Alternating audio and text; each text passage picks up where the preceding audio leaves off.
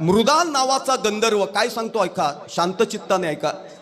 मृदाल नावाचा गंधर्व अनुचित प्रकार घडल्यामुळे शापित झाला आणि तो भूतलावरती आला आणि स्वैराचार करू लागला। 33 कोटी देवांनी शंकराला साकडं घातलं, शंकरानं त्रिशूळ हातात घेतला, शंकर आणि मृदालाचं युद्ध झालं। परंतु मृत्यू समोर आहे हे लक्षात आल्यानंतर त्याला मायावी कला अवगत होती, तो पशुच्या योनीत गेला। पण शंकरानं त्याचा वध केला, पण जिथे तो पडला ना, शंकराला त्यांनी साकडं घातलं की सूर्य चंद्र असेपर्यंत माझं नाव कुठेतरी आलं पाहिजे। म्हणून शंकरानं काय केलं, जिथे तो मृदाल पडला होता तिथली माती गोळा केली, मृद म्हणजे माती, आणि मायावी योनीत गेलेल्या मृदालाचं अंग त्याला लावलं, म्हणून तो मृद अंग, म्हणून तो मृदंग।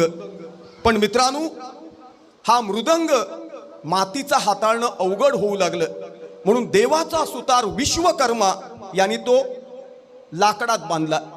हा मृदंग सर्वप्रथम कैलास पर्वतावरती वाजवला विघ्नहर्ता वक्रतुंड गणपती गजाननानं। वादकाच्या हाताची हालचाल गरुड पक्षाच्या पंखाप्रमाणे होऊ लागली, म्हणून तो पखावाज झाला। त्याच्यावरती तांडव नृत्य केलं शंकरानं, त्याच्या मुखातून शब्द बाहेर पडले, तोडा तब्बी बोला,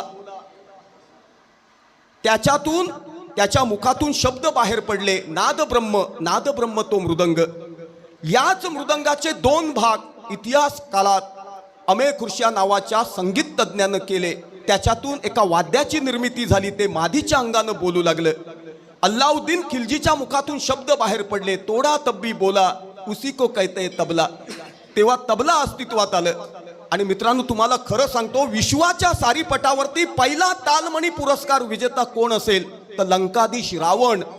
त्याच्यासारखा तालांचा अभ्यास असलेला माणूस नव्हे, आणि ते परीक्षण केलं होतं विघ्नहर्ता वक्रतुंड गणपती गजाननानं, आणि पुरस्कार दिला होता साक्षात सदाशिवानं म्हणजे नटेश्वरानं।